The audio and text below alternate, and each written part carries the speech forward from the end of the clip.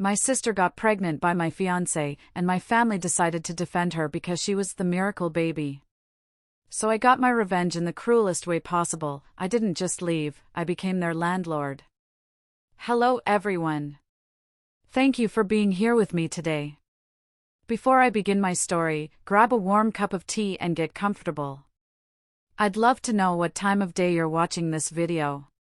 Please comment M for morning, A for afternoon, or E for evening. Now, let me take you into this story. I watched the condensation drip down the side of my crystal water glass, focusing on that single droplet so I wouldn't have to look at the train wreck sitting across from me. We were at the Aviary, one of the most exclusive restaurants in the city. The kind of place where the menu doesn't have prices and the lighting is designed to make everyone look beautiful. But no amount of ambient lighting could hide the desperation on my father's face or the sheer, unadulterated smugness radiating from my sister, Tiffany. It had been 4 years since I had sat at a table with these people. 4 years since I had looked into the eyes of the man who was supposed to be my husband, Brandon, who was now sitting next to my sister, looking like a man marching to the gallows. He wouldn't meet my gaze. He kept fidgeting with his napkin, his cheap suit jacket straining at the buttons. He'd gained weight. They all looked worn. My mother's hair was dyed a harsh, box dye black that made her skin look gray. My father's hands shook slightly as he reached for the bread basket, likely because he knew he couldn't afford even the appetizers here. My husband, Patrick, squeezed my hand under the table.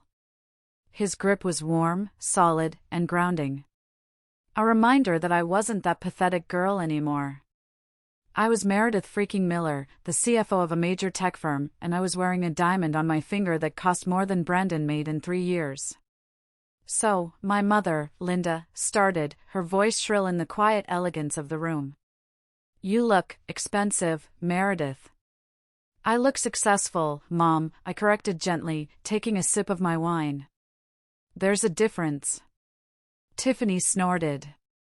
She was tearing into a roll of bread like she hadn't eaten in days. She looked messy.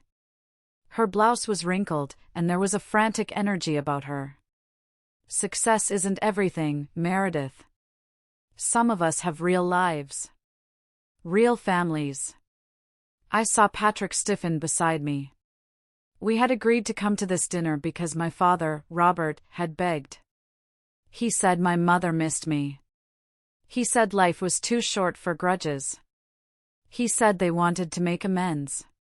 But I knew better. I knew this wasn't about love. It was about the fact that the rumor mill in our hometown said I had made partner, and suddenly, the daughter they threw away was worth knowing again. We have a real family, Patrick said, his voice calm but with a dangerous edge. Meredith and I are very happy. Tiffany laughed, a cruel, wet sound. She leaned forward, placing her elbows on the table, invading my space. Happy? Really? Because I heard through Aunt Sarah that you guys have been having trouble. You know. In the baby department. The air left the room. My chest tightened. It was the one wound that hadn't healed, the one crack in my armor. We had been trying for 2 years. 2 years of negative tests, of hormone injections, of heartbreak. Tiffany, my father warned, but it was weak. He didn't stop her.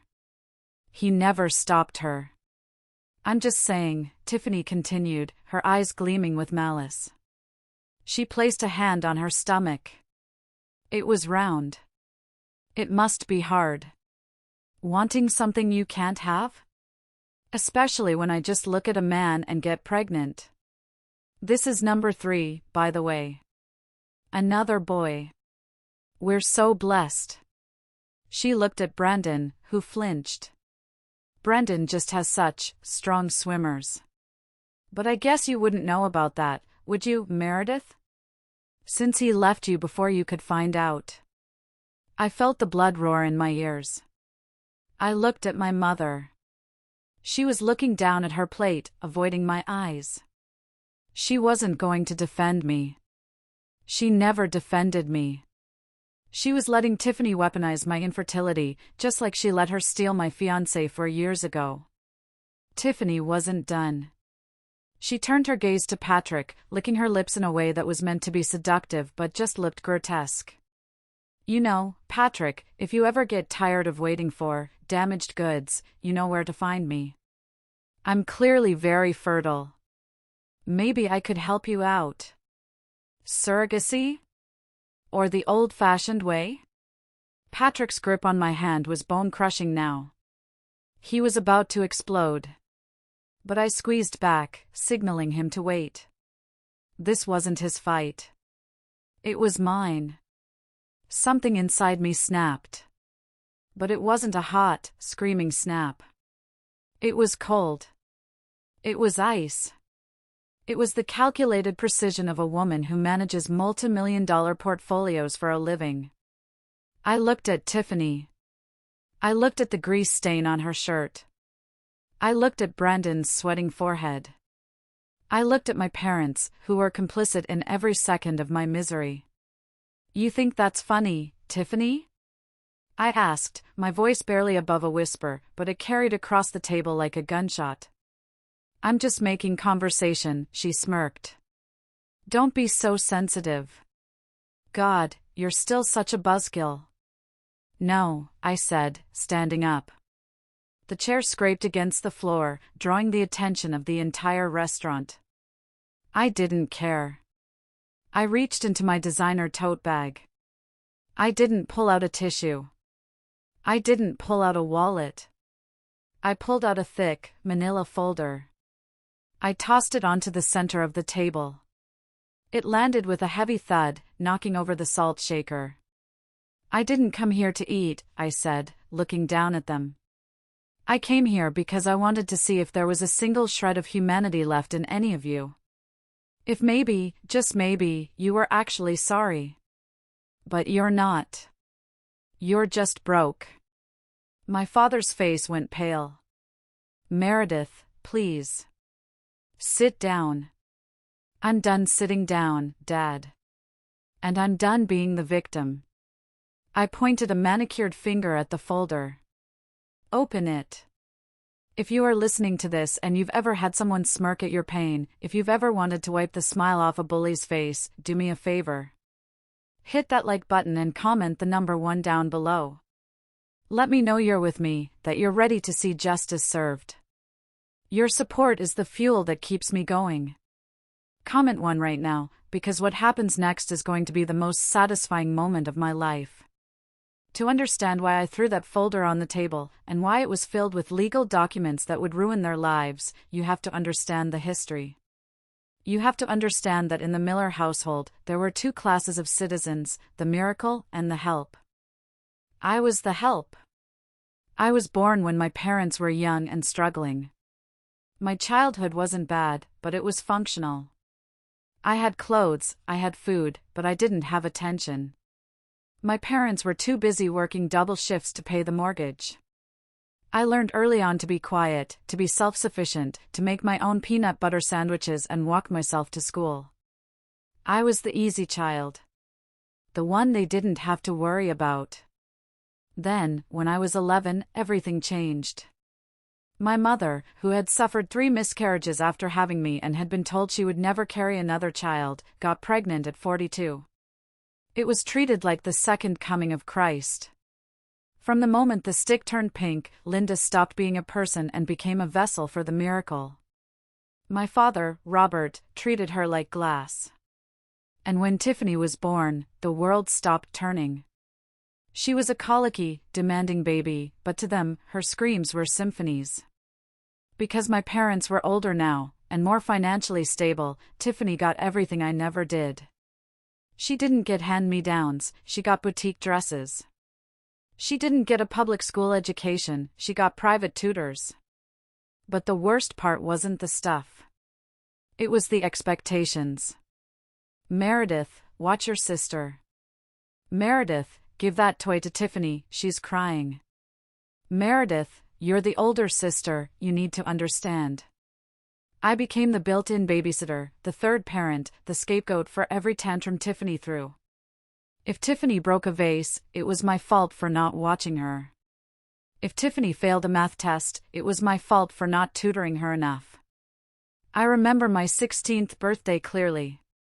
I had asked for a car, nothing fancy, just a used Honda so I could drive myself to my part-time job and stop taking the bus. My parents sat me down with solemn faces. "We can't afford a car right now, Meredith," my dad said, looking pained. "We have to prioritize Tiffany's dance academy tuition. It's very expensive, and she has a real gift." I accepted it. I swallowed the disappointment like I always did. I took the bus. I worked at the grocery store. I saved every penny. 5 years later, on Tiffany's 16th birthday, I drove home from college to visit. There, sitting in the driveway with a giant red bow on top, was a brand new convertible Mustang. "Happy birthday, princess," my father shouted, filming Tiffany as she screamed and jumped up and down. I stood on the porch, holding the cheap textbook I had bought used because my parents couldn't help with my tuition that semester. My stomach dropped. It wasn't about the money. We clearly had money. It was about where the money went. I thought we couldn't afford a car. I asked my mother later in the kitchen, trying to keep my voice steady. My mother didn't even look up from the cake she was frosting. "Oh, stop it, Meredith. Don't be jealous. It's ugly. Tiffany needs a safe car. She's delicate. Besides, you're so capable. You always figure things out." That was the curse of my life. I was capable. Therefore, I was invisible. I graduated college with honors and a mountain of student loans. I didn't get a graduation party because Tiffany had a gymnastics recital the same weekend, and we can't be in two places at once, Meredith.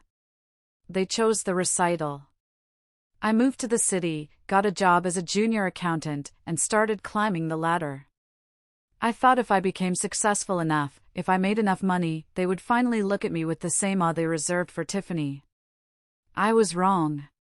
Money didn't buy their respect, it only bought their expectation. As soon as I started making a decent salary, the phone calls started.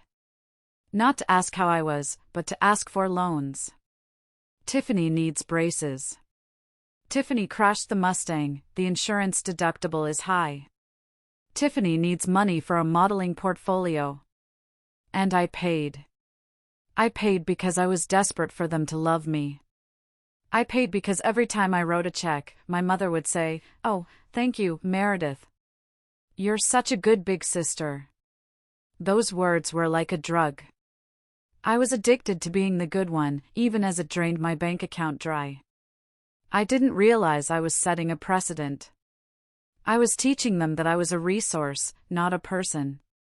And resources are meant to be mined until they are empty. But the ultimate resource extraction wasn't money. It was Brandon. I met Brandon when I was 24. He was charming, funny, and seemed to adore me. He was a sales manager at a logistics company. He wasn't rich, but he was ambitious. Or so I thought. I brought him home for Thanksgiving. Tiffany was 19 then. She was in her party girl phase, flunking out of community college and living rent-free in my parents' basement. When Brandon walked in, Tiffany looked him up and down like he was a steak dinner. "Hi," she purred, twirling a strand of blonde hair. "I'm the fun sister." I should have seen the red flags then. I should have seen the way Brandon's eyes lingered on her. But I was wearing rose-colored glasses, so thick I was practically blind. I thought I finally had something that was just mine. I had no idea that I was just preparing another gift for the miracle child. By the time I was 27, I had passed my CPA exams and landed a senior role at a prestigious firm. I was making 6 figures. I felt like I had made it. But my bank account didn't reflect my success. My bank account looked like a sieve, and my family was the water rushing through it. I became the Bank of Meredith.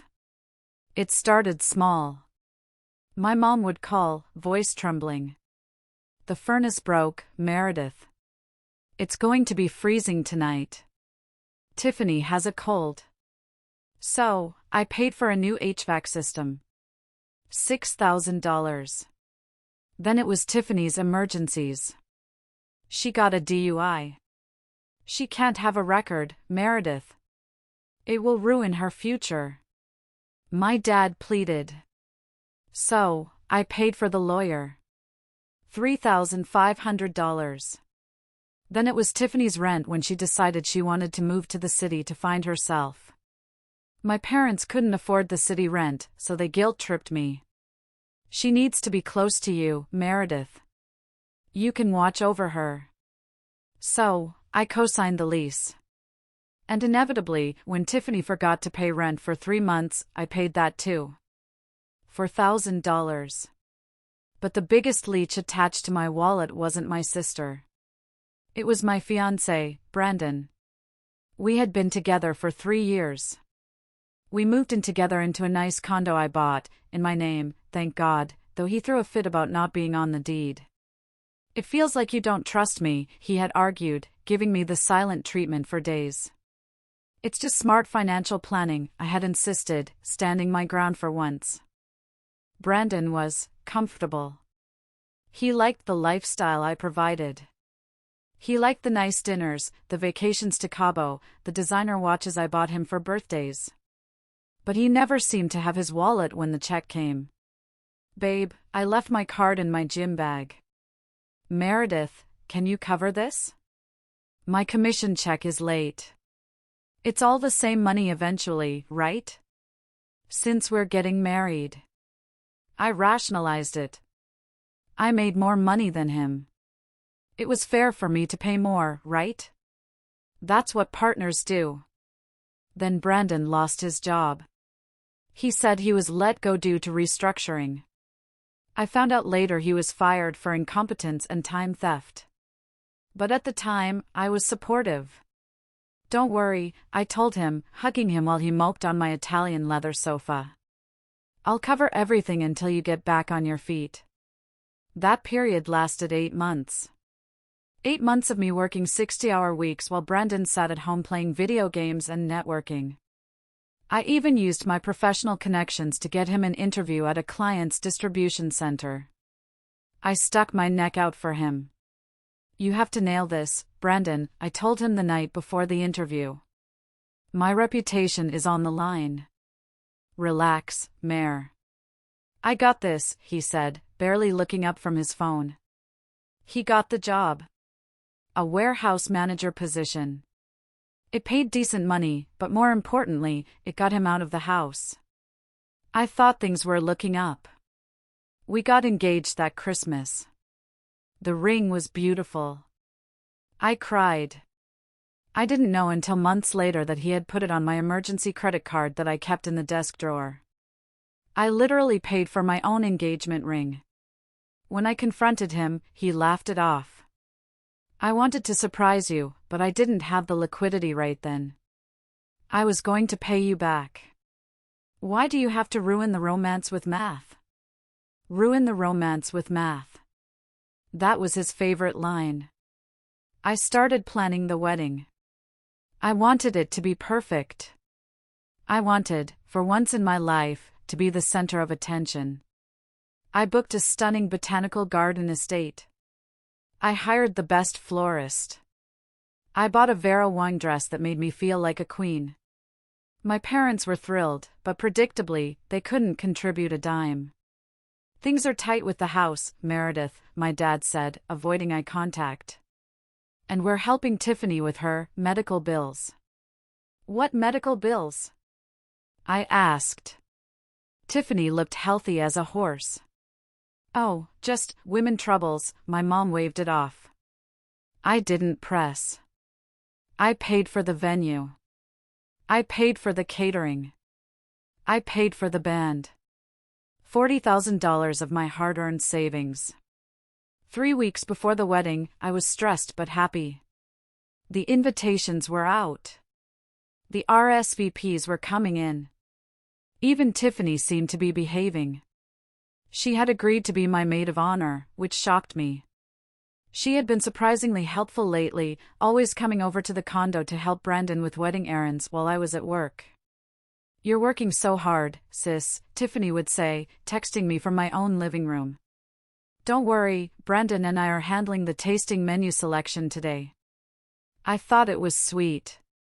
I thought we were finally bonding. I thought maybe, just maybe, growing up and getting married was bridging the gap between us. I was so stupid. I came home early one Tuesday because I had a migraine. I walked into the condo. It was quiet. I saw Tiffany's purse on the counter. I smiled, thinking she had dropped by to surprise me. I walked toward the bedroom, intending to lie down. The door was slightly ajar. I heard giggling. Low, intimate giggling. I pushed the door open. They weren't in bed together. That would have been too cliché. They were sitting on the edge of the bed. Tiffany was holding up two ties, a blue one and a gray one. Brandon was sitting there, shirtless, looking at her with an expression I had never seen him direct at me. It was pure adoration. "The blue one brings out your eyes," Tiffany whispered, leaning in close to him. Too close. Brandon reached out and tucked a strand of hair behind her ear. "You're the only one who really gets me, Tiff." I cleared my throat. They jumped apart like they had been electrocuted. "Meredith," Brandon stammered, grabbing a shirt. You're home early." "Just helping with the groom's attire," Tiffany chirped, her face flushing pink but her eyes defiant. I felt a cold prickle on the back of my neck. My intuition was screaming at me. But I was tired. I was medicated for the migraine. And I was 3 weeks away from a wedding I had paid $40,000 for. I didn't want to believe what I was seeing. So I let them lie to me. "Thanks, Tiff," I said, rubbing my temples. "I'm going to take a nap in the guest room." I closed the door. But the seed of doubt had been planted. And 3 days later, at the family dinner, that seed would bloom into a carnivorous plant that would swallow my entire life. It was a Thursday night. My parents had invited us over for a pre-wedding family dinner. The atmosphere was weird from the moment I walked in. Usually, my mother would be bustling around the kitchen, and my dad would be watching TV. But tonight, the TV was off. They were sitting in the living room, hands clasped, looking like they were waiting for a funeral procession. Brandon had arrived separately, coming straight from work. He wouldn't look at me. He went straight to the liquor cabinet and poured himself a double scotch. Tiffany was sitting in the armchair, wearing an oversized sweater, her knees pulled up to her chest. She had a strange look on her face, half terrified, half triumphant. "Is everyone okay?" I asked, putting down the bottle of wine I had brought. "You guys are acting like someone died." "Sit down, Meredith," my father said. His voice was heavy. I sat on the sofa. Brandon remained standing by the fireplace, swirling his drink. "We need to talk," my mother said, wringing her hands. "Tiffany has some news." I looked at my sister. "Did you lose your job again? Did you get evicted?" "Just tell me how much it is, Tiffany." "I have my checkbook." That was my reflex. Solve it with money. Fix the problem so we can go back to pretending we're a functional family. "It's not money," Tiffany said softly. She lowered her legs and sat up straight. She looked at Brandon, then back at me. "I'm pregnant." I blinked. "Oh. Wow. Okay. Who is the father? Is it that DJ you were seeing? Or the guy from the gym?" The room went silent. A thick, suffocating silence. The kind of silence that has weight and texture. I could hear the hum of the refrigerator in the other room. I could hear the blood rushing in my ears. I looked at Brandon. He was staring at the floor, his face a mask of misery. Brandon? I said. It was a question, but I already knew the answer. My brain just refused to process it. Tell her, Tiffany said, her voice gaining strength. She looked at Brandon demandingly. Brandon took a giant gulp of scotch. Meredith. We didn't mean for this to happen. The world tilted on its axis. We? Tiffany and I, Brandon mumbled. We've been seeing each other. Seeing each other? I repeated, my voice sounding tinny and far away. How long? 6 months, Tiffany blurted out. She placed her hand on her stomach, a protective, possessive gesture. We've been in love for 6 months. 6 months. While I was paying his rent. While I was planning our wedding. While I was helping him get a job. While Tiffany was coming over to help me. You're lying, I whispered. I was just with you guys on Tuesday. You were picking out ties. We were saying goodbye, Brandon said, finally looking at me. His eyes were wet, but I saw no remorse, only self-pity. I tried to break it off, Meredith. I wanted to do the right thing by you. But then we found out about the baby. The baby is a miracle, my mother interjected suddenly. She looked up, her eyes shining with tears.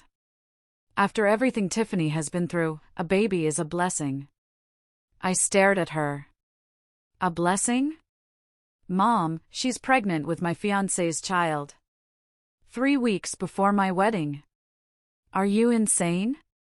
Don't yell at your mother, my father snapped. This is a difficult situation for everyone. For everyone?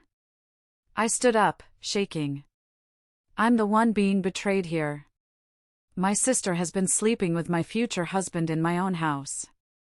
We couldn't help it. Tiffany cried out, standing up too.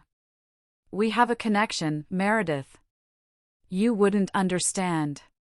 You and Brandon, it was always a business arrangement. You treated him like an employee. I treat him like a man. I treated him like a partner. I screamed. I paid for everything. I put clothes on his back. Exactly. Brandon shouted, his face turning red. You emasculated me. You always had to be the boss, the big shot CFO. With Tiffany, she needs me. She looks up to me. She makes me feel like I matter. I felt bile rise in my throat. He cheated on me because I was too successful. Because I didn't play the damsel in distress for his fragile ego. So that's it? I looked around the room. You're choosing her? She's carrying my child, Meredith, Brandon said, stepping closer to Tiffany and putting an arm around her. It was a visual claim. They were a unit now. I was the outsider. And she's your sister, my mother added, her voice pleading. We have to handle this as a family. We can't have a scandal. People will talk. People will talk? I laughed, a hysterical, broken sound. You think I care if people talk? Meredith, sit down, my father commanded. We have to discuss the logistics. Logistics? The wedding, my mother said. It's in 3 weeks. Everything is paid for. The vendors, the venue, it's all non-refundable. I narrowed my eyes. So? Cancel it. I'm obviously not marrying him. My mother took a deep breath. She exchanged a look with my father. A look of conspiracy. Well, she began, smoothing her skirt. Since everything is already arranged, and since Tiffany and Brandon are going to have a baby, and they love each other. She trailed off, but I understood. I understood the depths of their depravity in that moment. No, I whispered. You have got to be kidding me. It would be a waste of money to cancel, my dad said pragmatically. And Tiffany, she deserves a nice day. She's going to be a mother. We were thinking we could just change the name on the invitations. It's the same family. Most of the guests are our friends anyway. They wanted to give my wedding to her. They wanted me to hand over the dress, the flowers, the venue, the dream, to the woman who stole my life. Because she was pregnant. Because she was the miracle. And I was just the financier. I looked at them. Really looked at them. And for the first time in my life, the fog cleared. I didn't see my parents. I didn't see my sister. I saw vampires. Get out, I said to Brandon. I'm going home. And if you're not out of my condo by midnight, I'm calling the police. Meredith, be reasonable, my mother cried. I turned and walked out the door. I didn't slam it. I didn't scream. I just walked. But as I walked to my car, my knees gave out, and I vomited into my mother's prize-winning hydrangeas. The 2 weeks following that dinner were a blur of lawyers, locks, and psychological warfare. I changed the locks on my condo that night. Brendan banged on the door for an hour, shouting that his stuff was inside.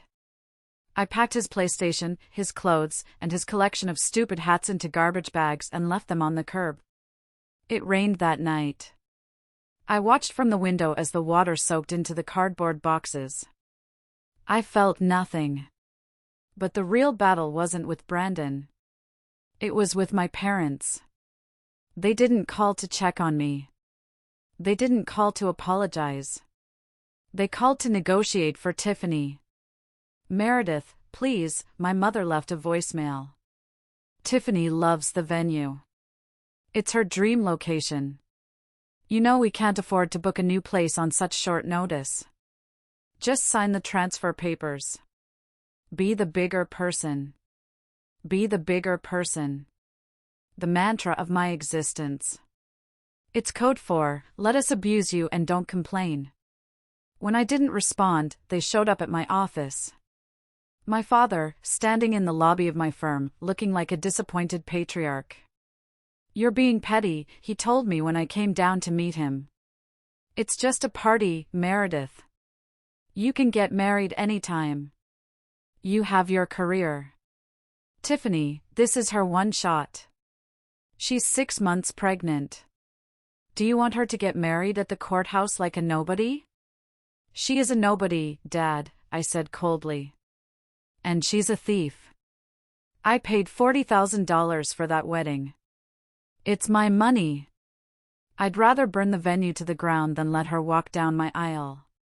We'll pay you back, he lied. Once I get my pension sorted, we'll pay you back every cent. You still owe me for the HVAC system, Dad. And Tiffany's DUI lawyer. You're never going to pay me back. He stiffened.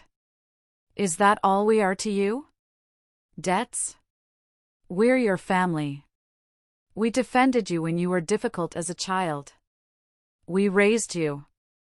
You raised a bank account, I corrected. Go home. But they didn't stop.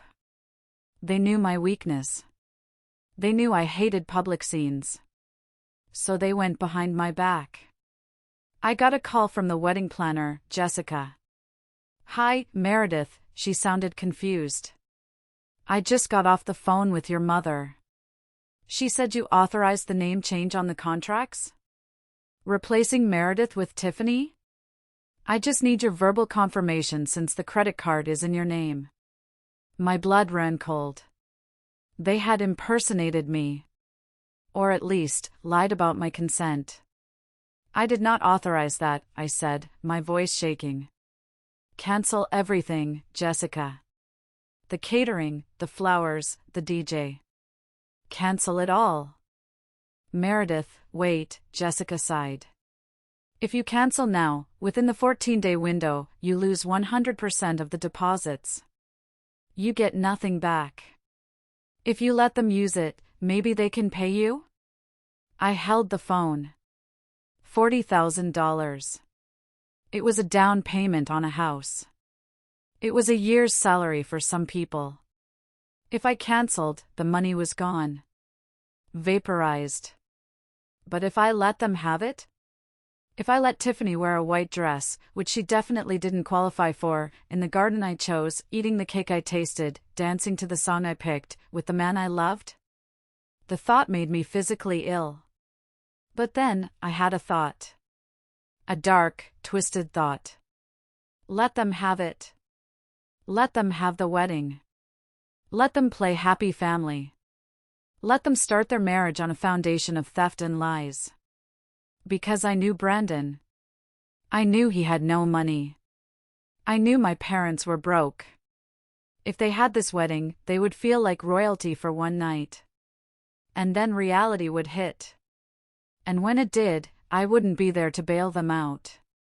Fine, I told Jessica. Let them use the venue. But cancel the open bar. And downgrade the menu to the chicken option. No steak. No lobster. Okay. Jessica said, sensing the malice. And the flowers? Keep the flowers. But change the lilies to carnations. Cheap ones. I hung up. I didn't tell my parents. I just stopped fighting. They took my silence for submission. They thought they had won. My mother sent me a text the next day. Thank you, sweetie. I knew you'd come around. We're so relieved. We'll save a seat for you at the head table. The audacity was breathtaking. They actually expected me to attend. To sit there and smile while my sister married my ex-fiancé. I didn't reply. I had a different plan. The wedding was scheduled for Saturday, June 15th. On Friday, June 14th, I packed my car. I put my condo on the market. I requested a transfer to my firm's Chicago office, which they granted immediately because I was their top performer. I wasn't just leaving the condo. I was leaving the state. I was leaving the life I had built. I stood in my empty living room one last time. The place where Brandon and I had watched movies. The place where Tiffany had seduced him. It felt haunted. I left my key on the counter. I didn't leave a note. They didn't deserve words. The drive to Chicago was 6 hours. I left at 5 a.m. on the day of the wedding. My phone started blowing up around 10 a.m. That's when the bridesmaids, who were mostly Tiffany's friends anyway, probably realized I wasn't coming to the salon for hair and makeup, not that I was supposed to be the bride anymore, but my mother had delusionally assumed I would be a bridesmaid. Mom, where are you? The photographer is here. Dad, Meredith, stop being dramatic. Get here. Tiffany, don't ruin my day, bitch. I watched the notifications pop up on my dashboard screen. Each one felt like a little mosquito bite. Annoying, but not fatal. At noon, as I crossed the state line into Illinois, I pulled into a rest stop. I bought a bad coffee and sat on the hood of my car. Right now, they were walking down the aisle. Brandon was standing there, probably sweating in a tuxedo I had bought him 3 months ago. Tiffany was walking toward him, carrying a bouquet of cheap carnations, her belly swelling with the proof of their betrayal. I imagined the whispers. The guests looking around for me. The awkwardness when the priest asked, "Who gives this woman?" and my father handed over his favorite daughter to a man who couldn't pay his own car insurance. I took a sip of the bitter coffee. I opened my phone settings. I went to contacts. Mom, block. Dad, block. Tiffany, block. Brandon, block. Then I went to my banking app. I had already removed Brandon from everything, but I did one last check. I saw a pending charge on my old joint account, a charge for luxury limousine service. Brandon had tried to use the old debit card number one last time to get a limo for the wedding. Transaction declined. I smiled. It was the first genuine smile I had cracked in weeks. They were going to have to drive themselves in Tiffany's Mustang. Or maybe ask my dad for a ride. I got back in the car. As I merged onto the highway, the Chicago skyline appeared in the distance. It looked like a fortress of steel and glass. It looked cold. It looked hard. It looked exactly like what I needed to become. I promised myself then and there, the Meredith who paid for everyone else was dead. The Meredith who begged for love was buried back in Ohio. The new Meredith was going to be impenetrable. I arrived at my corporate housing in downtown Chicago just as the sun was setting. It was a sleek, modern apartment on the 40th floor. No hydrangeas. No memories. Just clean lines and a view of the lake. I poured myself a glass of wine and stood at the window. My phone was silent. My life was empty. It was terrifying. But it was also the first time I felt completely free. I didn't know then that freedom would be lonely. I didn't know that I would spend the next 2 years waking up from nightmares where I was screaming at my sister but no sound was coming out. But I also didn't know that I was about to build an empire. And that one day, that empire would be the weapon I used to destroy them. Chicago was a grinder. It chewed people up and spit them out. But I was already chewed up, so I fit right in. I threw myself into work with a ferocity that scared my colleagues. I was the first one in the office at 6 a.m. and the last one to leave at 9 p.m. I worked weekends. I worked holidays. When everyone else went home to their families for Thanksgiving, I stayed and audited the Q4 projections. Work was safe. Numbers didn't lie. Spreadsheets didn't cheat on you with your sister. Balance sheets always balanced if you did the work. My bosses noticed. Meredith, you're a machine, the senior partner told me 6 months in. We're putting you on the Sterling account. The Sterling account was the big league. High net worth individuals, complex estate planning, international tax shelters. It required a razor-sharp mind and zero emotional distractions. I was perfect for it. My salary doubled in the first year. Then it tripled. I didn't spend it on shoes or vacations. I invested. I studied the real estate market. I learned about distressed assets. I learned how to buy debt.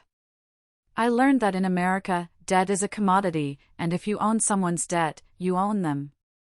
I bought my first investment property 2 years after moving. A duplex in a gentrifying neighborhood.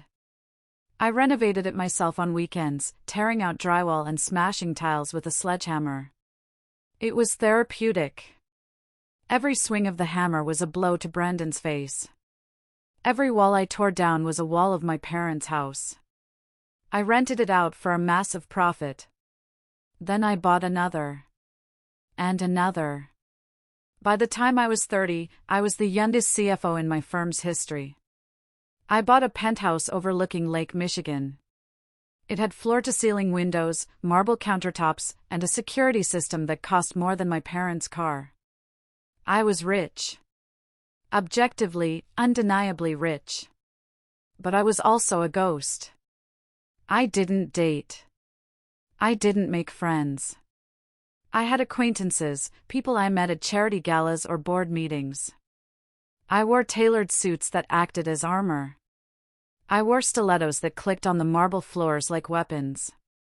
I kept tabs on my family, of course. Not directly.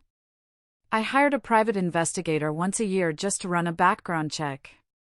I knew Tiffany and Brandon had a boy, Leo. I knew they were struggling. Brandon had bounced between 3 jobs. I knew they were living in my parents' basement for a while, then moved into a crappy rental. I knew my parents had taken out a second mortgage to help them. Every piece of bad news gave me a jolt of dark satisfaction. It was my drug. Schadenfreude. But it wasn't enough. Watching them fail from a distance was satisfying, but it didn't heal the hole in my chest. I was successful, but I was hollow. Then came the gala for the children's hospital. I almost didn't go. I hated these events. Forced socialization, bad champagne, rich people pretending to care about poor people. But my firm had bought a table, and as CFO, I had to show face. I was standing near the bar, checking my emails on my phone, radiating "don't talk to me" energy. "You look like you'd rather be getting a root canal," a voice said. I looked up. Standing there was a man. He wasn't classically handsome like Brandon. He had kind eyes, messy brown hair, and he was wearing a tuxedo that actually fit him perfectly. "I'd prefer the root canal," I said. "Less small talk." He laughed. It was a warm, genuine laugh. "I'm Patrick. I'm hiding from my boss over by the shrimp cocktail." "Meredith." "Hiding from everyone." "Nice to meet you, Meredith. Can I buy you a drink? Or are you calculating the tax write-off for this event in your head?" I smiled.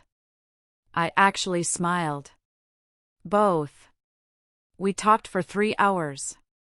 We ignored the speeches. We ignored the auction. We just stood by the bar and talked. He was an intellectual property lawyer. He was smart. Witty. And he looked at me, not at my chest, not at my expensive jewelry, but at my eyes. For the first time in 4 years, I felt something thaw inside me. Dating Patrick was different. With Brendan, I always felt like I was dragging a sullen teenager uphill.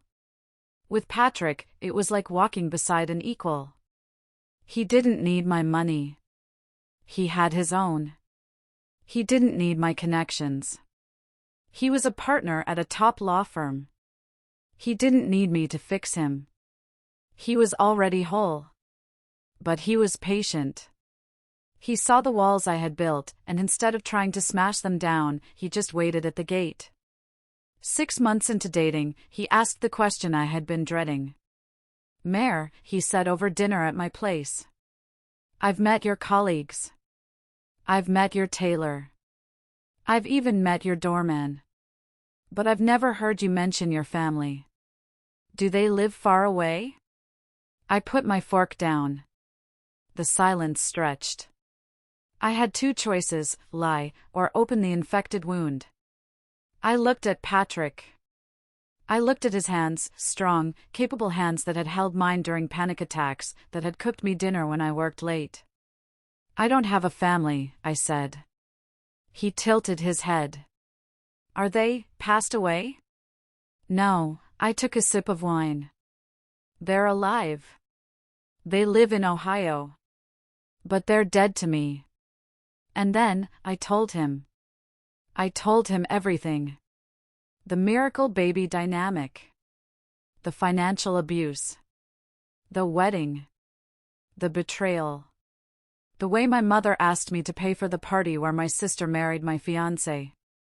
I expected him to tell me to let it go. To tell me that family is family. That forgiveness is divine. That's what everyone else said. But Patrick didn't say that. He listened. He grew quiet. His jaw tightened. When I finished, he reached across the table and took my hand. "They are monsters," he said. I exhaled a breath I didn't know I was holding. "You think so?" "Meredith, that is horrific. What they did to you isn't just bad parenting. It's abuse. It's emotional and financial predation." He looked me in the eye. "You survived a Shark Tank. And you came out and built a castle. You are the strongest woman I know." I started to cry. Ugly crying.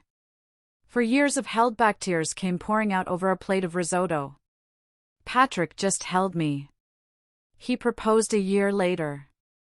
No flash mob. No public spectacle. Just us, on a quiet beach in Maine, watching the sunrise. "I can't promise you a perfect life," he said, holding a vintage sapphire ring. "But I promise I will never, ever let anyone make you feel second best. With me, you are the priority. Always." We got married in Italy. Just us and 2 witnesses. No guests. No drama. It was perfect. For a while, life was blissful. We were the power couple of Chicago. We traveled. We worked. We laughed. Then, we decided to have a baby. We thought it would be easy. We were healthy.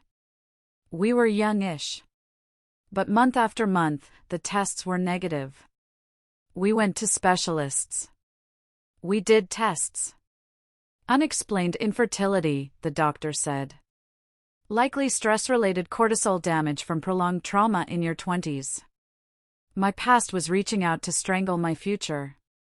My body was remembering the trauma even when my mind had moved on. It was during this vulnerable time, when I was hopped up on hormones, emotionally raw, and desperate for a child, that my phone rang. It was a number I had blocked. But somehow, it came through as a restricted call. Hello? I answered. Meredith? It was my father. His voice sounded old. Broken. Dad? The word felt foreign in my mouth. I didn't think you'd answer, he stammered. Meredith, we need to talk. Your mother, she misses you. And, we're in trouble. Bad trouble. I should have hung up. I should have thrown the phone into the lake. But curiosity is a dangerous thing. And deep down, a part of me, the dark, vindictive part, wanted to know exactly what kind of trouble they were in. I'm listening, I said. And that was how I ended up back in Ohio, sitting at the aviary, holding a folder that contained the deed to their house. The next 2 years of my life were a paradox. On paper, I was the envy of every woman in Chicago.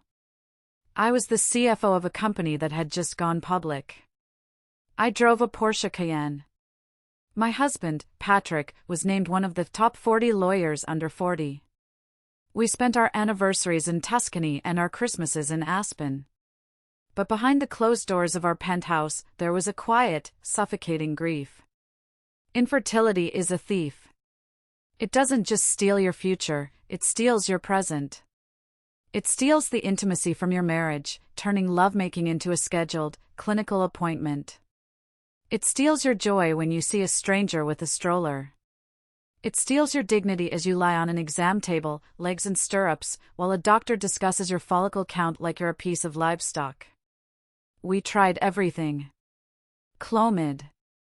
IUI. And finally, IVF. If you've never done IVF, let me tell you, it is a full-time job.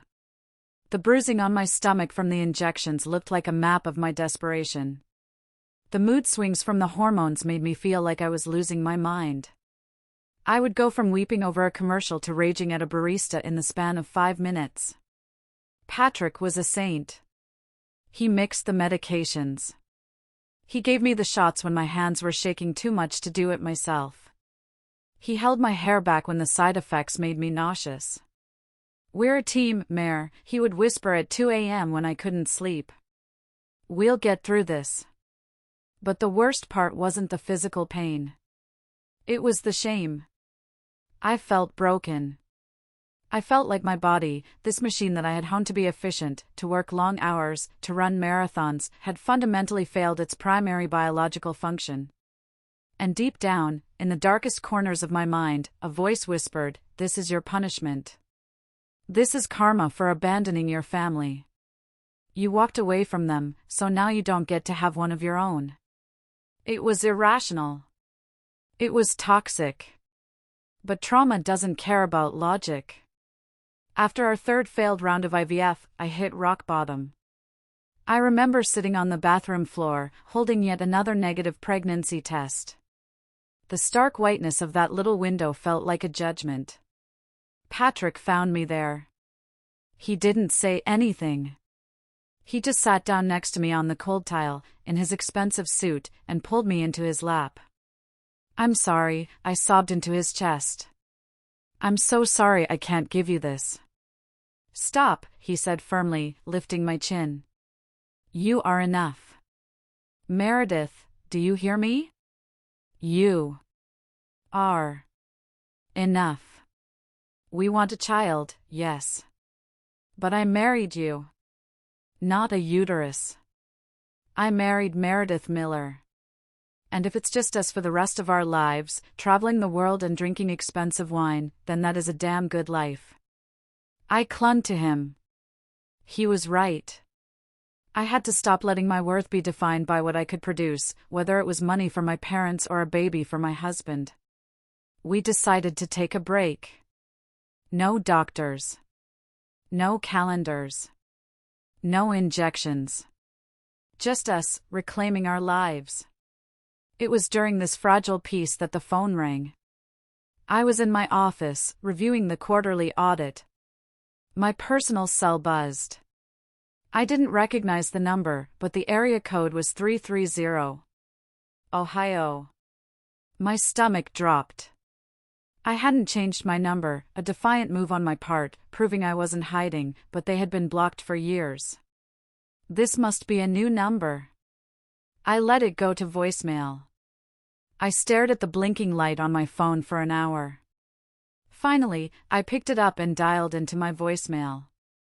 Meredith. It was my father. His voice sounded thin. Like paper. It's Dad. Look, I know. I know we haven't spoken. And I know you're angry. You have every right to be. But, things are bad here, honey. Your mom, she's sick with worry. And Tiffany. God, it's a mess. We're drowning, Meredith. They're going to take the house. Please. I'm begging you. Just call me back. They're going to take the house. The house I grew up in. The house where I was ignored.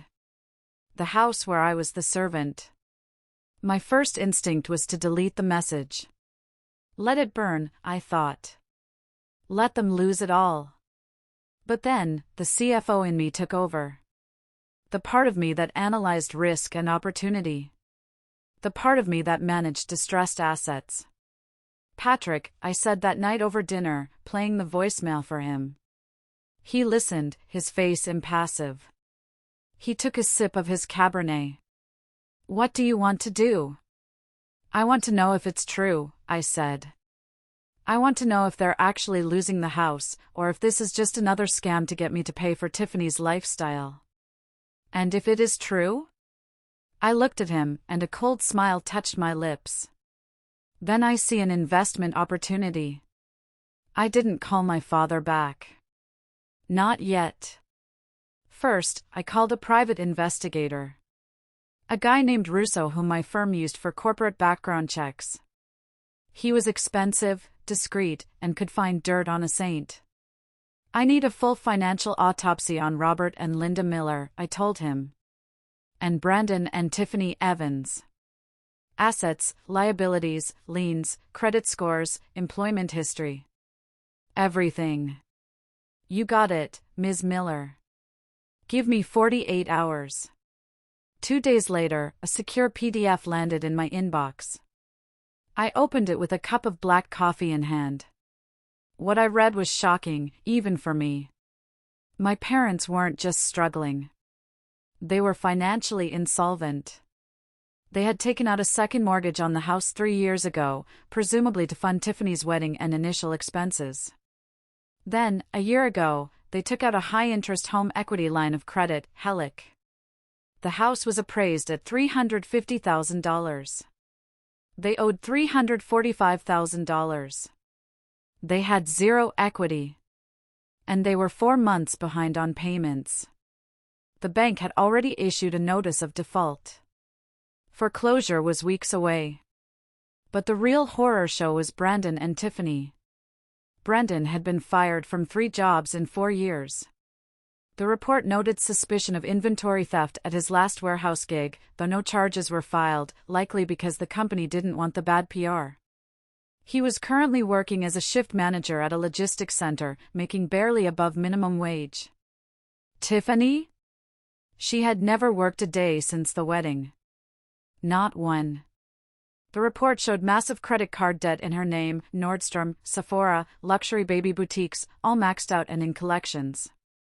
But here was the kicker, the report showed a series of transfers from my father's retirement account to Brendan's checking account. $5,000 here. $2,000 there.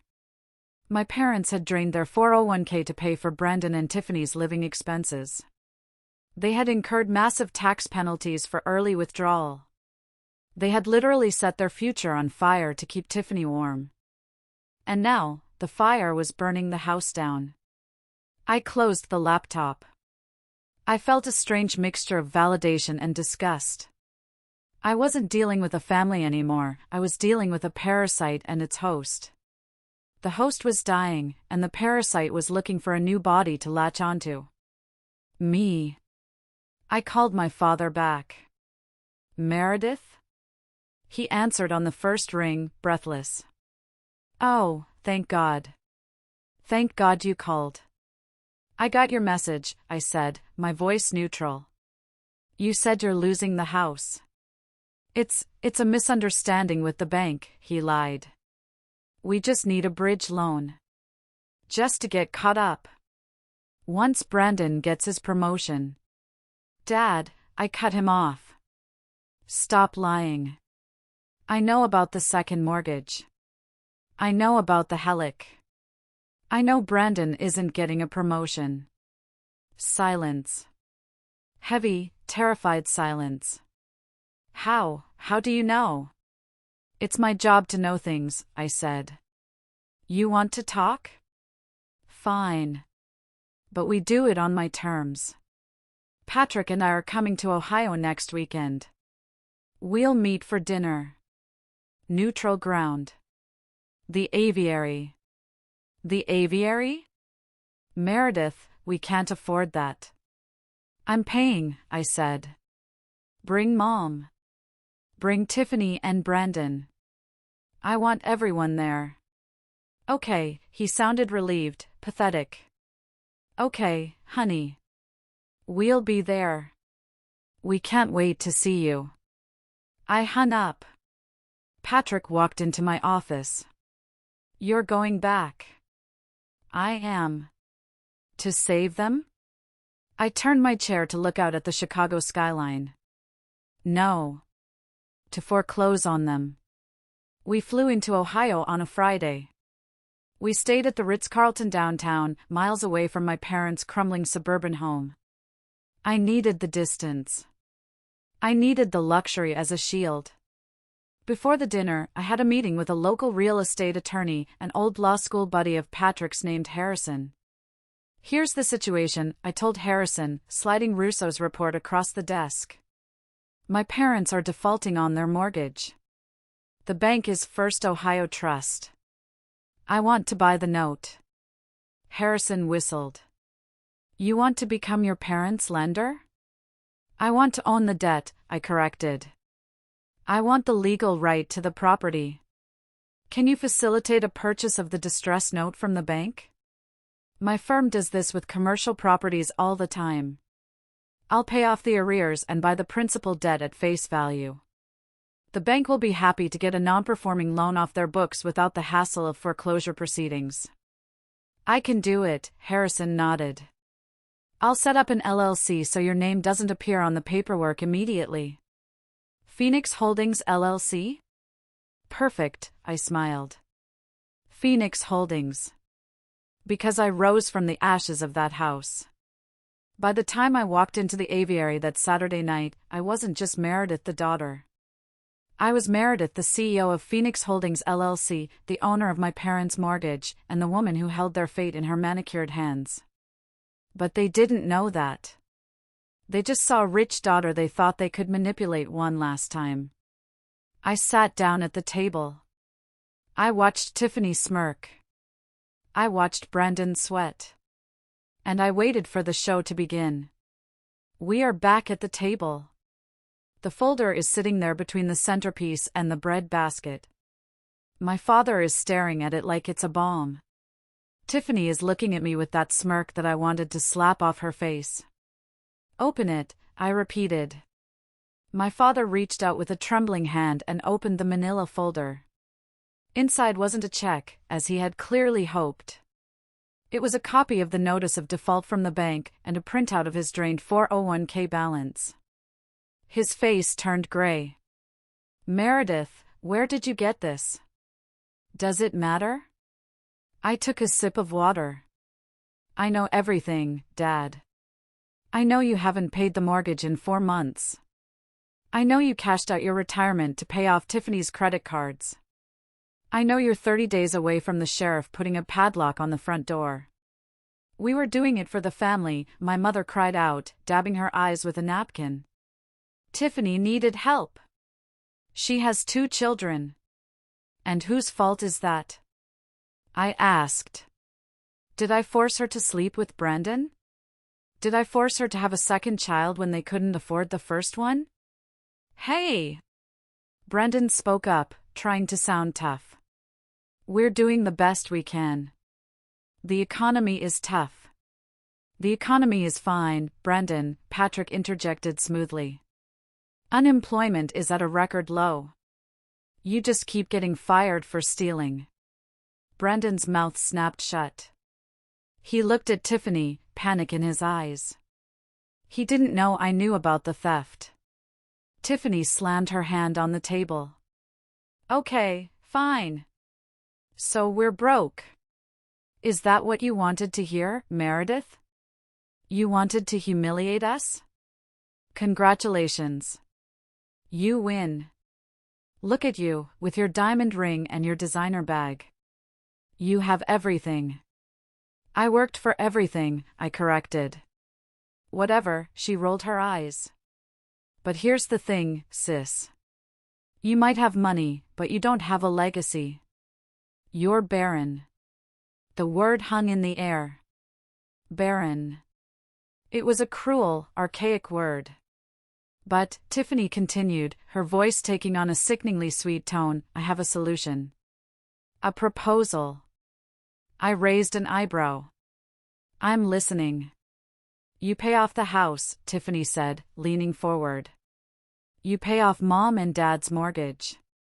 You pay off Brandon's car. You clear our debts. It's probably, what, pocket change for you? And in exchange? I asked, genuinely curious about the depths of her delusion.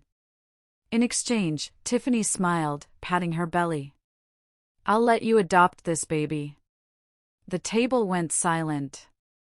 Even my mother looked shocked. Tiffany? Think about it, Mom, Tiffany said, not breaking eye contact with me. I don't need a 3rd kid. Brandon and I are drowning. Meredith wants a baby desperately. She can't have one. I make beautiful babies. It's a win-win.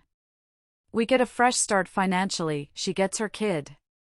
And the baby stays in the family. It has the Miller genes. I stared at her. I felt like I was looking at an alien species. She was selling her unborn child. She was bartering a human being for debt relief. You want to sell me your baby? I clarified.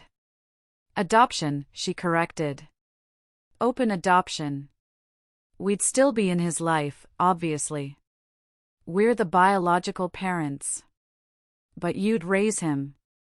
You'd pay for everything. College, clothes, all that.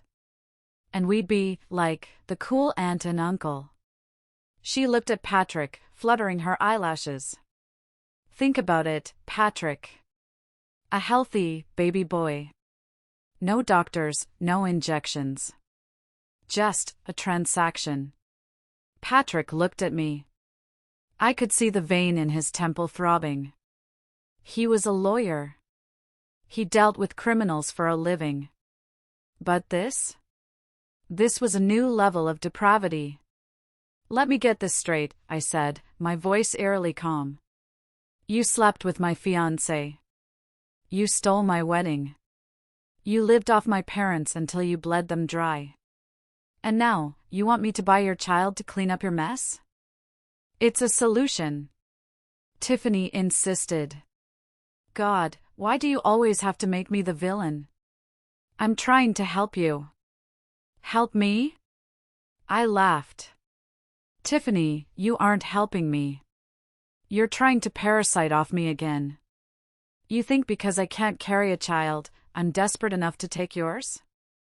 To let you and Brendan stay in my life forever?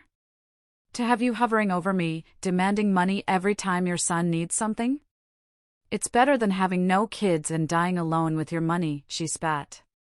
That was it. That was the core of her worldview. She thought my life was empty because it didn't look like hers. She couldn't conceive that I would rather be childless than be connected to her. I need to use the ladies' room, I said abruptly, standing up. Meredith, wait, my father pleaded. Don't go. We can discuss this. Tiffany didn't mean it like that. I'll be back, I said.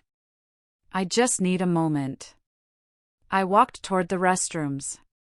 I needed to wash my hands.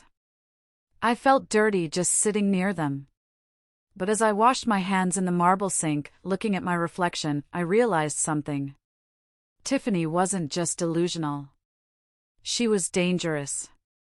She would do anything to survive. And she had one card left to play.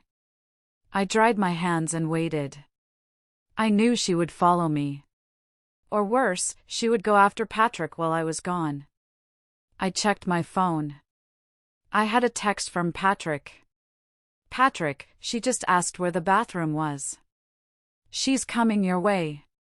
But I think she's waiting for me. Meredith, record it. I waited in the hallway, hidden behind a decorative column. Sure enough, a moment later, I saw Tiffany walking not toward the women's room, but hovering near the entrance to the men's room, waiting. She was hunting. I watched from the shadows of the hallway. It was pathetic, really. Tiffany fixed her hair in the reflection of a framed poster.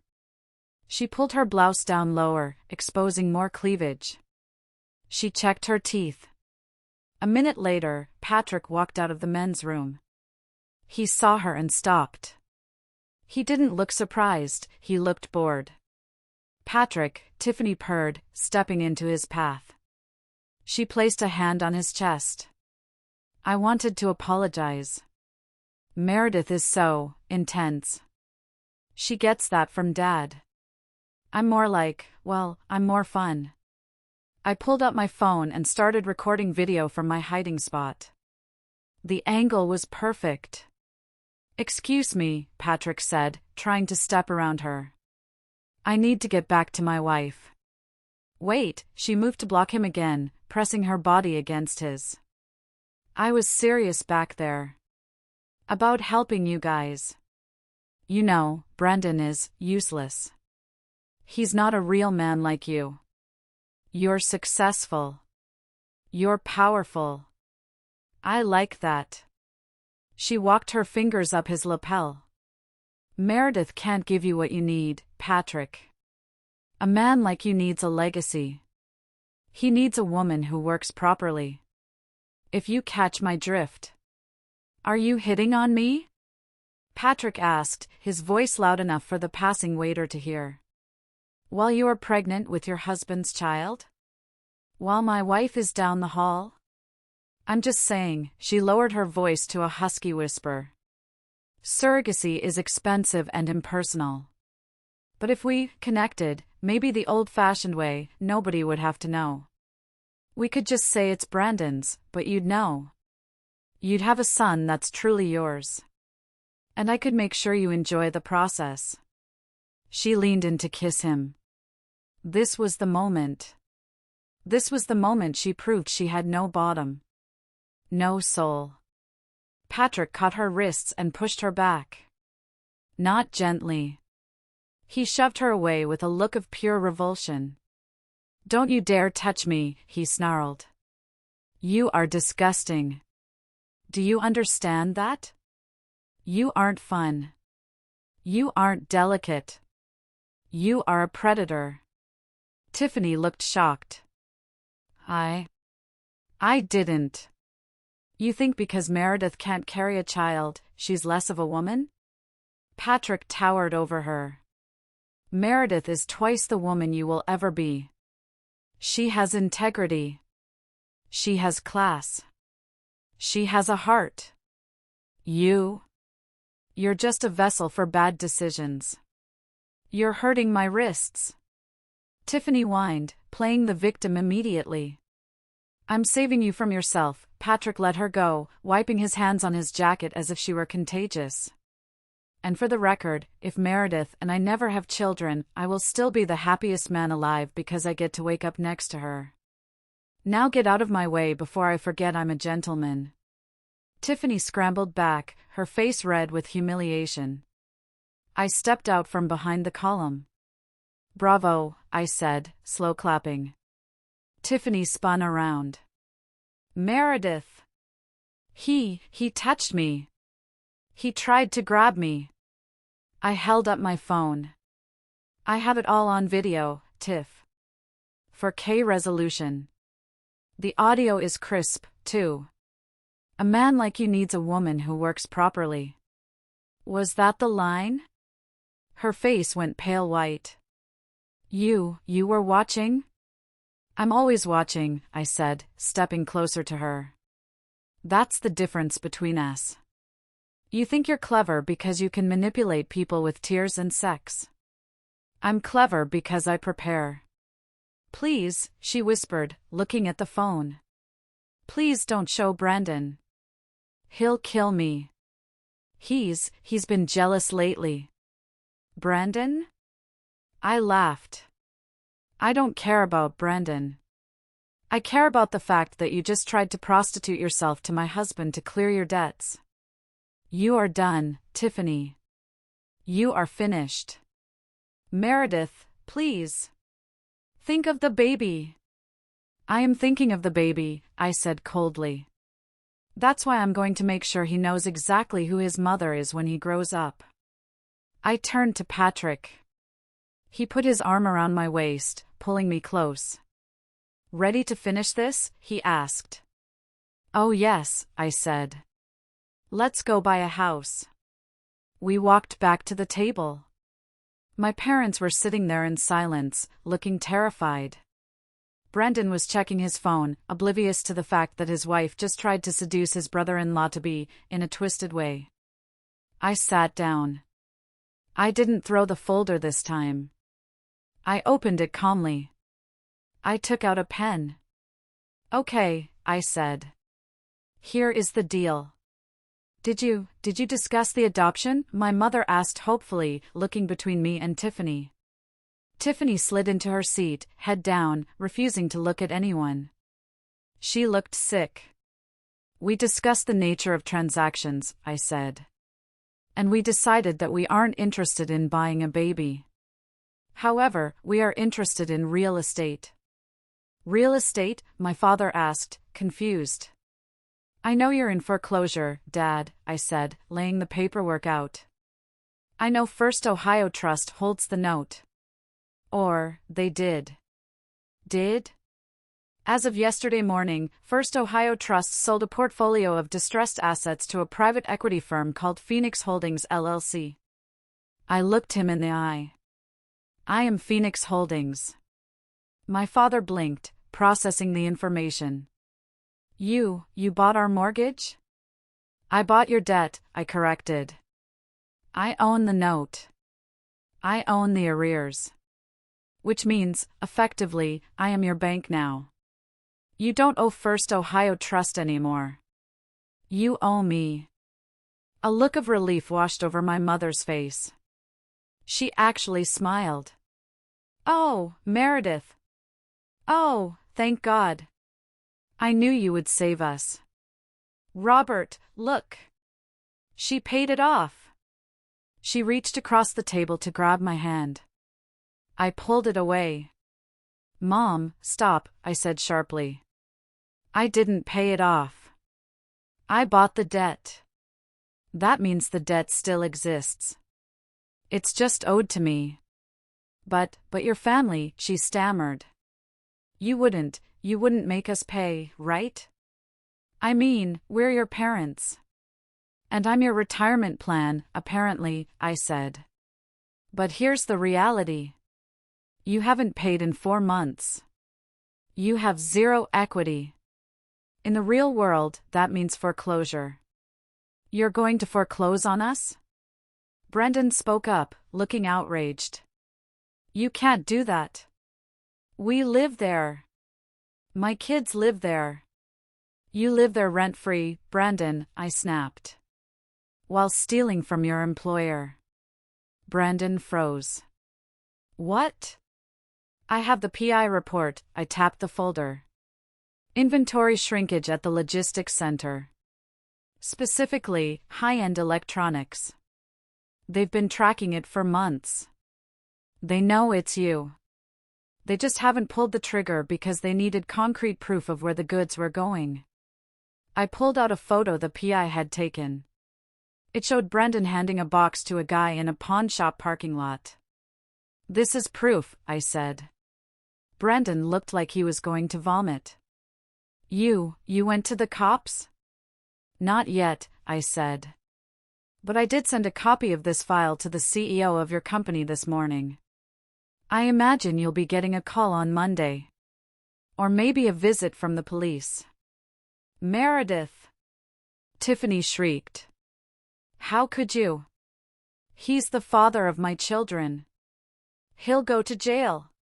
He should have thought about that before he became a thief, I said calmly. Just like he should have thought about consequences before he slept with my sister.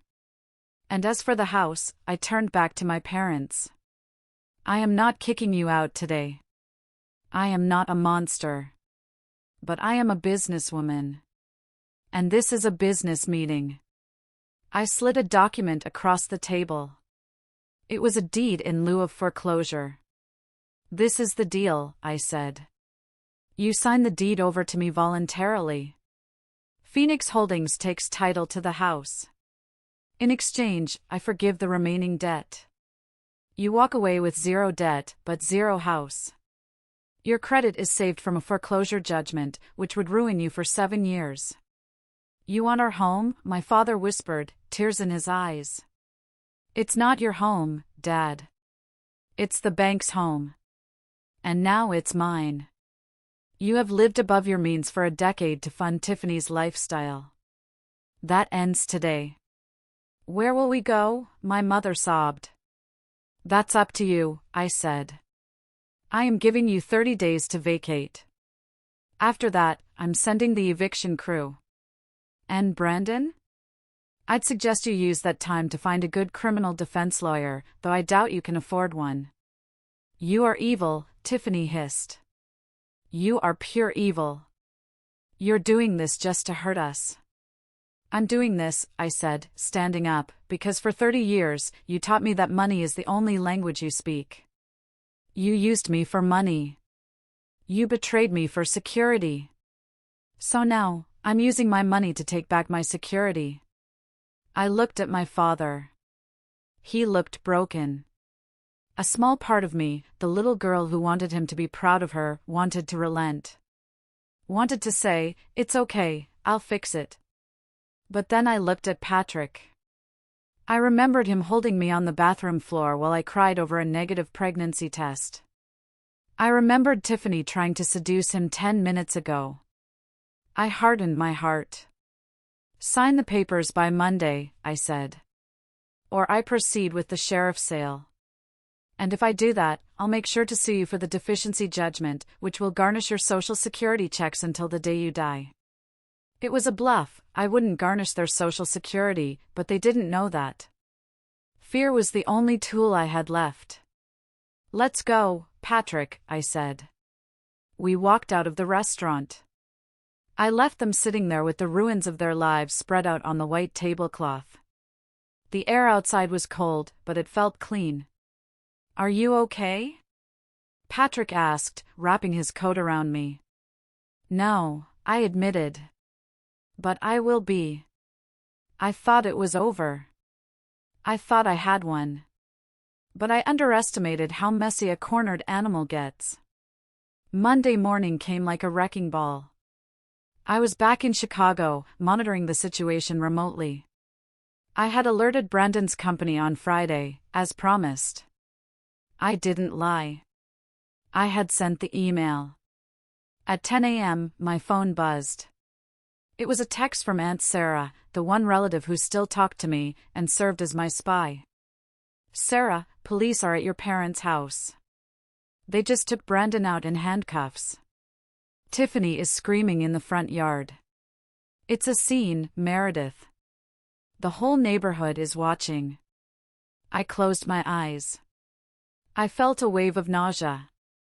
I had sent the father of my nephews to jail. It was the right thing to do, Patrick said from the doorway. He knew I would be spiraling. He was stealing mere felonious levels of theft. If he hadn't been caught now, he would have stolen more. Maybe he would have involved Tiffany or the parents. You stopped the bleeding. I feel like the executioner, I whispered. You're the whistleblower, he corrected. There's a difference. Brandon's arrest was the domino that toppled everything else. With him in jail and facing charges for grand larceny, apparently he stole over $50,000 worth of electronics. The household lost its only, meager, income source. My parents panicked. They signed the deed in lieu of foreclosure on Tuesday. They FedExed it to Harrison's office. They had surrendered. The house was mine. But surrender didn't mean silence. Tiffany went on the offensive. Since she had no money, she used the only currency she had, victimhood. She started posting on Facebook. Vague booking at first, then getting specific. I can't believe how cruel family can be. My sister, who is a millionaire in Chicago, just bought our parents' house just to kick us out on the street. She put my husband in jail over a misunderstanding. She hates me because I have children and she can't. Jealousy is a disease. The post started getting traction. People in our small hometown loved a villain, and the evil rich sister from the big city was a perfect trope. Comments started pouring in. Wow, that's heartless. Money changes people. Praying for you, Tiff. I watched the comments roll in. I saw my reputation in my hometown being dragged through the mud. People I went to high school with were calling me a monster. Ignore it, Patrick said. It's just noise. It's not just noise, I said, looking at the screen. She's controlling the narrative. She's making herself the martyr. If I let this stand, I'm the villain forever. So what do you want to do? I want to tell the truth, I said. All of it. The recording? Patrick asked. The recording. The financial records. The timeline. Everything. I sat down at my laptop. I opened a fresh document. I titled it, The Truth About My Family. I wrote for 3 hours. I detailed the wedding betrayal. I detailed the years of financial support. I detailed the theft. I detailed the offer to buy my parents' debt to save their credit. And finally, I uploaded the video. The video of Tiffany in the hallway of the aviary, offering to sleep with my husband for money. I blurred Patrick's face, but Tiffany's was crystal clear. Her voice was unmistakable. A man like you needs a woman who works properly. I posted it. If you thought the fallout from Brandon's arrest was bad, the fallout from that video was nuclear. The internet is a brutal place. But sometimes, it is a glorious instrument of justice. Within hours, my post had been shared hundreds of times. The video of Tiffany trying to seduce Patrick went viral locally. It was undeniable proof of her character. The narrative shifted instantly. The comments on Tiffany's page turned from support to disgust. Girl, you tried to sleep with her husband while pregnant? That is low. She paid your debts for years and you do this? Team Meredith all the way. Tiffany deleted her Facebook account that night. But the digital victory was secondary. The physical reality was that I now owned a house occupied by people who hated me. I sent the official 30-day notice to vacate. Legally, I had to. I offered them $2,000 cash for keys to help them move, a standard landlord tactic to get tenants out without trashing the place. My father called me. He sounded drunk. "How could you?" he slurred. "It's the house you grew up in." "Exactly," I said. "It's the house where you told me I wasn't enough. It's the house where you let Tiffany steal my fiancé. It's a house of bad memories, Dad. I'm selling it." "We have nowhere to go," he wept. "Brandon is in jail. Tiffany is, she's a mess. Your mother is sick." "Then use the $2,000 I offered to rent an apartment," I said. "Or stay with Aunt Sarah. But you have to leave. I have a contractor coming on the 1st of the month." "You're a cold bitch," he spat. "I wish you were never born." It hurt. I won't lie. Hearing your father say he wishes you were never born cuts through every layer of armor you have. But it also severed the last thread of guilt. "Goodbye, Dad," I said. 30 days passed. I hired a property management company to handle the move-out. I didn't want to be there. I didn't want to see them.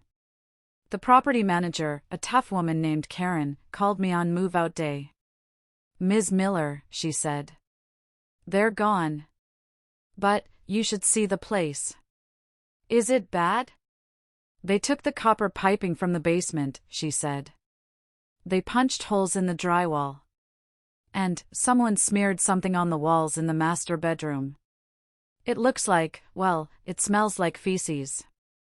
I closed my eyes. Of course. A final act of defiance. A toddler's tantrum. "Document everything," I said. "Deduct it from the cash for keys offer. In fact, rescind the offer. Use the security deposit, oh wait, there isn't one. Just bill them. Add it to the judgment. Also," Karen hesitated. "They left a dog." "A dog?" "Yeah. A golden retriever mix. Locked in the backyard. No water. That broke me more than the house. They abandoned a living creature." "Take him to the vet," I said, my voice shaking. "Bill me. And find him a foster home. Or, send him to Chicago. I'll take him." We named him Phoenix. But the war wasn't over. Because while I was dealing with the house, Tiffany was spiraling into a place darker than I could have imagined. Without a husband, without a home, without a reputation, she became desperate. And desperation makes people reckless. The town turned its back on the Millers. In a small community, reputation is currency, and they were bankrupt. My mother was asked to step down from the church choir. My father was uninvited from his weekly poker game. They were pariahs. They moved into a cramped 2-bedroom apartment on the wrong side of town, living off Social Security and food stamps. Tiffany had it the worst. The video of her propositioning Patrick was the nail in her coffin. She couldn't show her face at the grocery store without people whispering. The other moms at Leo's school shunned her. I heard all this from Aunt Sarah. "It's bad, Meredith," Sarah told me. "Tiffany is drinking. Heavily. And she's pregnant. It's dangerous." "I can't save her from herself, Sarah," I said. "I tried. She tried to sleep with my husband." "I know. I'm not asking you to save her. I'm just worried about the kids." The kids. Leo, 7, and the toddler, Sophie, 2. And the unborn baby. They were the innocent casualties in this war. I tried to push it out of my mind. Not my kids, not my problem, I told myself. I have my own life. But then, I had to go back to Ohio one last time. I had to sign the closing papers for the sale of the house. I had renovated it, fixed the pipes, painted the walls, and flipped it for a profit. I was driving past the local elementary school. It was 3 p.m. Dismissal time. I don't know why I stopped. Morbid curiosity? A pull of biology? I parked across the street. I saw the kids pouring out. And then I saw Leo. He looked just like Brandon. Dark hair, lanky frame. But he looked neglected. His clothes were too small. His sneakers were worn out. He was walking with his head down, shoulders hunched. He stood by the pickup loop, waiting. Other kids got picked up by moms in SUVs. Leo waited. And waited. 20 minutes passed. The buses left. The teachers started looking concerned. Finally, a rusted sedan pulled up. It was my father's car. Tiffany wasn't driving. My dad was. But before Leo could get in, a group of older boys walked past him. I saw one of them shove a phone in Leo's face. They laughed. They pointed. Leo shrank back. I saw him wipe his eyes. He was crying. The boys were mocking him. Probably showing him the video of his mother. Or news of his father's arrest. My heart shattered. I gripped the steering wheel. That boy did nothing wrong. He was 7 years old. And he was carrying the weight of his parents' sins. I watched my father usher Leo into the car and drive away. I sat there for a long time. The satisfaction of revenge, which had burned so bright for months, suddenly felt cold and ashy in my mouth. I had won. I had destroyed them. But looking at that little boy crying on the sidewalk, I realized that my victory had a body count. And the bodies were innocent children. That night at the hotel, I couldn't sleep. I kept seeing Leo's face. "Patrick," I whispered in the dark. "MM? We have to do something." "About what?" "The kids. They're suffering." Leo, he looked broken. Patrick sighed and turned on the lamp. He looked at me with tired, loving eyes. "Meredith, you can't save everyone. You protected yourself. That was the goal. But at what cost?" I sat up. "I destroyed their safety net. Yes, the parents are toxic. But the kids. I took their home. I put their dad in jail. I ruined their mom's reputation. I did that." "They did that," Patrick corrected. "You just revealed the truth." "Does it matter?" I asked. "The result is the same. Leo is being bullied. He's poor. He has no chance. So what do you want to do? Give them the money back?" "No," I said. "I'm not giving Tiffany a cent. She'll just spend it on booze or bail. I want to help the kids directly." The next day, I met with the school principal. I explained that I was the aunt. I paid off Leo's overdue lunch account, $40. I set up a fund for his field trips and school supplies, anonymous. Then, I went to a trust attorney. "I want to set up an irrevocable trust," I said. "Beneficiaries are Leo Evans, Sophie Evans, and the unborn child. The funds are for education, healthcare, and housing only. The parents have zero access. The trustee will be a third party." I funded it with the profit I made from flipping my parents' house. $50,000. It was poetic justice. The equity of the house they lost would pay for their grandchildren's future. I felt a little better. But the universe wasn't done with me yet. 2 days later, my phone rang. It was Aunt Sarah. She was crying. "Meredith, it's your mom. What happened? She had a stroke. Massive. She's in the ICU. They don't think she's going to make it. The news hit me like a physical blow. Not grief, exactly. But shock. The permanence of it. I'm coming, I said. I drove to the hospital. The smell of antiseptic triggered a memory of when I broke my arm as a kid and my mom sat with me for hours reading stories. It was one of the few times I had her all to myself. I walked into the ICU room. It was crowded. My father was there, looking like a ghost. Tiffany was there, huge with pregnancy, smelling like stale cigarettes. They looked up when I entered. You came, my father whispered. I came, I said. I looked at the woman in the bed. She looked tiny. Frail. Wires and tubes everywhere. The machine beeped rhythmically. She can hear you, the nurse said gently. But she can't speak. I walked to the bedside. I took her hand. It was cold. I waited for an epiphany.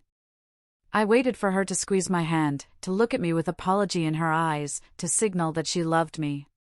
But she didn't. She just lay there. Tiffany stood on the other side of the bed. We locked eyes. Are you happy? Tiffany whispered aggressively. You stressed her out. You caused this. Tiffany, stop, my father said weakly. No! Tiffany hissed. She stole our house. She put Mom in an early grave. I looked at Tiffany. Really looked at her. She was pathetic. She was lashing out because she was terrified. I didn't cause this, I said calmly. Life caused this. Choices caused this. I looked back at my mom. Goodbye, Mom, I whispered. I hope you find peace. Because you never found it here. I let go of her hand. She died 3 hours later. She never woke up. She never apologized. And I realized, standing in that parking lot, that I had to be okay with that. I had to forgive her, not for her sake, but so I could stop carrying the poison. The funeral was awkward. That's the only word for it. I paid for it, of course.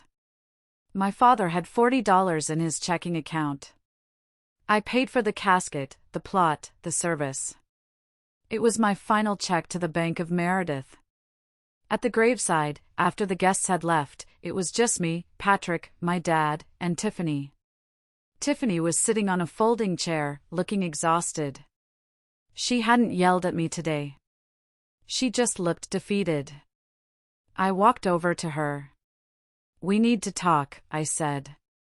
She looked up. What is there to talk about? You won. We lost. Mom is dead. I set up a trust, I said. She blinked. What? For the kids. Leo, Sophie, and the baby.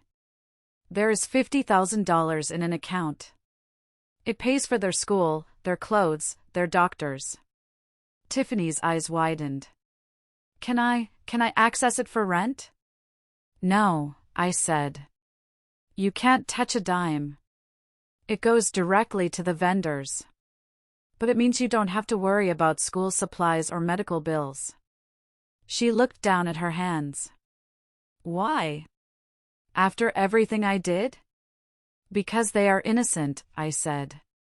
And because I refused to let them grow up the way we did, pitted or ignored. I took a breath. And there's one more thing. I bought a condo. 3 bedrooms. Near the school. Tiffany looked up, hope flaring in her eyes. It's in my name, I said sternly. I own it. But you and Dad and the kids can live there. Rent-free. Really? She started to cry. Conditions apply, I raised a finger. 1, you get a job. Any job. Waitress, cashier, I don't care. You contribute. 2. You go to therapy. I'll pay for it. 3. The kids stay in school and keep their grades up. 4. Brendan does not live there when he gets out. He finds his own way. But he's my husband. He's a felon and a bad influence. He can visit, but he doesn't live there. Those are my terms. Take it or leave it. Tiffany looked at the grave. Then she looked at me. For the first time, I saw humility in her eyes. I'll take it, she whispered. Thank you, Meredith. I don't deserve it. No, you don't, I agreed. But Leo does. 3 years later. I am sitting on the patio of my home in Chicago. It's a beautiful summer day. Inside, I can hear Patrick singing a silly song. Who's my pretty girl? Who's the princess? I smile. We did it. We have a daughter. Her name is Hope. We used a surrogate, a wonderful woman who carried our biological child. It was expensive, it was emotional, but the moment I held her in the delivery room, all the pain of the last decade vanished. She has Patrick's eyes and my chin. She is perfect. My phone buzzes. It's an email from the trustee in Ohio. Update on Evans Family Trust, Leo, straight as. Joined the soccer team. Sophie, started preschool. Tiffany, still employed at the diner. Attending AA meetings weekly. I smile. It's working. Tiffany isn't my best friend. We don't braid each other's hair. But we are civil. We FaceTime once a month so I can see the nephews, and she can see Hope. She looks better. Tired, but sober. Working for a living has given her some dignity. My dad watches the kids while she works. He looks older, sadder without my mom, but he seems grateful for the roof over his head. I own the roof. I hold the keys. Some people might say I'm controlling. That I'm using money to play God. Maybe I am. But I prefer to think of it as breaking the cycle. My money isn't enabling them anymore, it's structuring them. It's forcing them to be responsible. I hear the patio door slide open. Patrick walks out, holding Hope in his arms.